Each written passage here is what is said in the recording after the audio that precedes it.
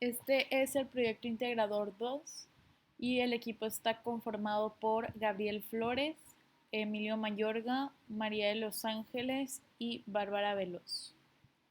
La conductividad térmica es una propiedad de ciertos materiales capaces de transmitir el calor, es decir, permitir el paso de la energía cinética de sus moléculas a otras sustancias adyacentes. Se trata de una magnitud intensiva inversa a la resistividad térmica, es decir, la resistencia de ciertos materiales a la transmisión del calor por sus moléculas. La explicación de este fenómeno es que al calentarse un material, sus moléculas aumentan su energía cinética, es decir, incrementan su agitación. La conductividad eléctrica es la capacidad que tiene una sustancia o material para permitir el paso de corriente eléctrica a través de sí, transportando electrones. Los materiales conductores son aquellos que ofrecen poca resistencia al paso de la electricidad. En los ejemplos de conductividad eléctrica de la vida cotidiana se observan alambres eléctricos, conocidos como cables de luz, están constituidos principalmente de cobre o aluminio y están cubiertos por una capa de plástico que funciona como aislante debido a su mala conducción de electricidad. En el siguiente proyecto se calcula la caída de voltaje en un cable de corriente eléctrica entre dos postes de luz de las calles de la ciudad. Ok, la transferencia de calor solo se produce cuando existe una diferencia de temperatura entre dos cosas. La conducción es una forma de transferencia de calor que se da cuando dos cuerpos están en contacto o cuando pasa el calor de un lado a otro de un mismo cuerpo. Cuando un cuerpo sólido se calienta mediante una resistencia eléctrica, por ejemplo, emite una radiación cuya longitud de onda está comprendida principalmente en el intervalo del 0.1 a 10 micrones. Esta radiación se denomina radiación térmica. Objetivo: identificar y relacionar el tema de conducción térmica con un fenómeno planteado, mediante el uso de cálculo de variables y ecuaciones relacionadas con la conducción de calor por fuente eléctrica para definir la caída de voltaje hipotética en un poste de luz tomando en cuenta una longitud base.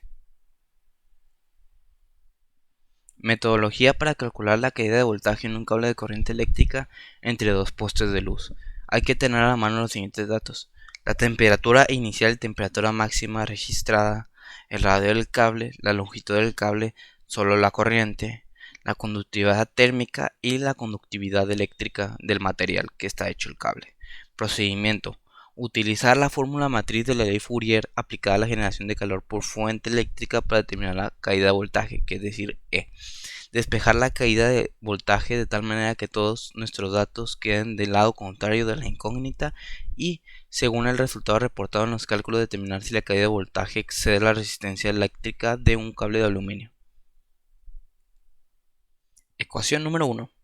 Fórmula de la ley de Fourier aplicada a la generación de calor, donde Tmax menos T0 son las diferencias de temperaturas en Kelvin, K es la conductividad eléctrica en Siemens sobre metro, la E es la caída de voltaje en volts y la L es la longitud del cable, pero en esta parte es en metros.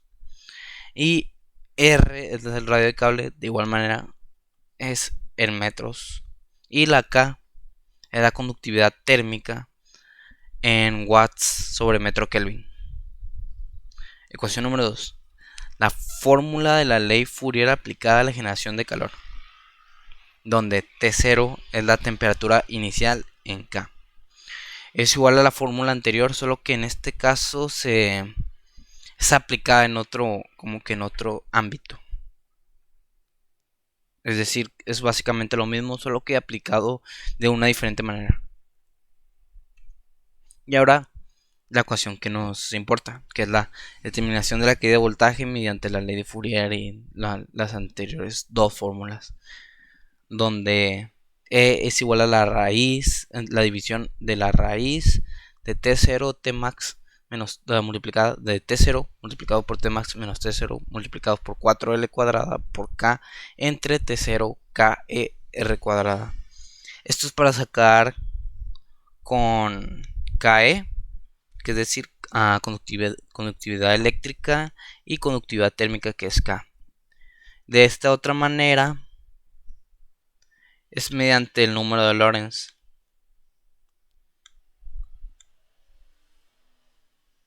El número de Lorentz es una constante que es muy utilizada en este tipo de cálculos eléctricos, donde bueno, básicamente la constante va a ser utilizada en esta parte de aquí, ya que todo esto se define como la propia constante de Lorentz, que es una constante que es aplicada, o sea, es la misma constante para muchos problemas. Es decir, por eso se llama número de Lorentz, porque es constante.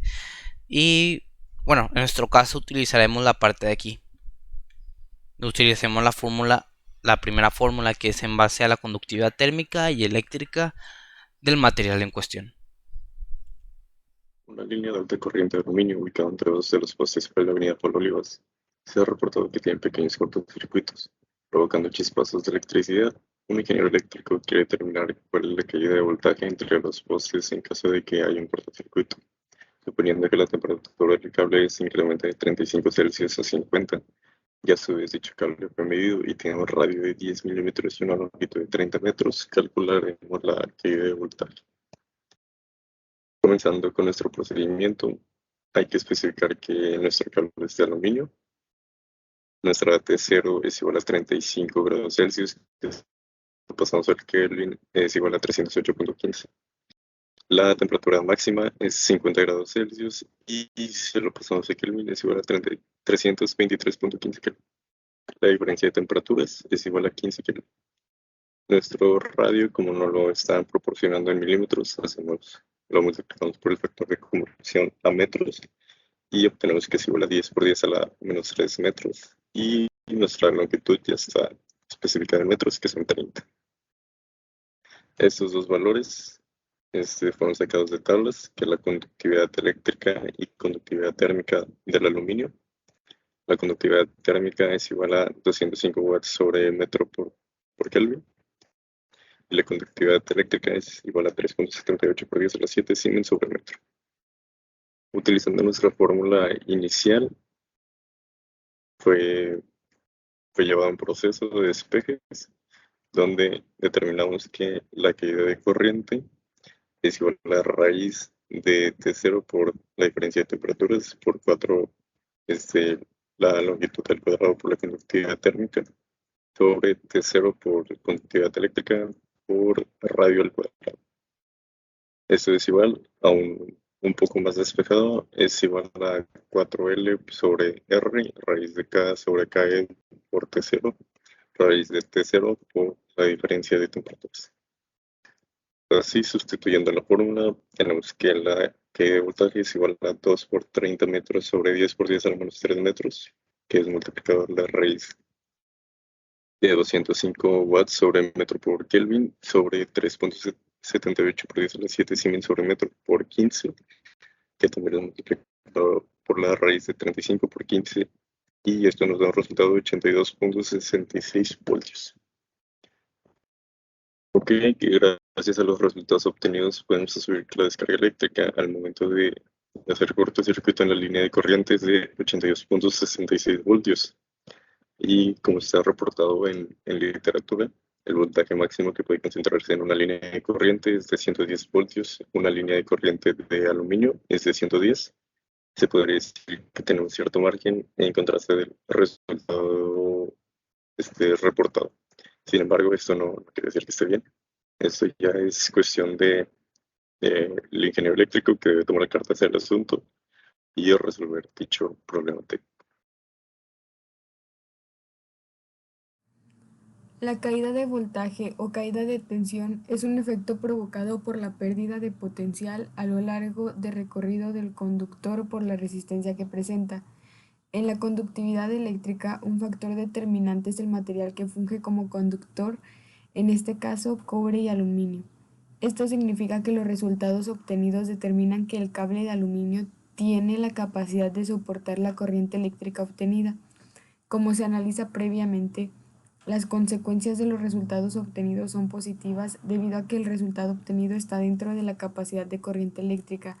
No hay peligrosidad de alguna corriente no soportada y esto genera un accidente.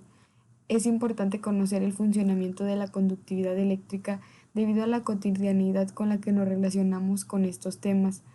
El uso de este tipo de fenómenos de transporte ya está totalmente sumergido en la realidad en la que se vive en el día con día de la sociedad.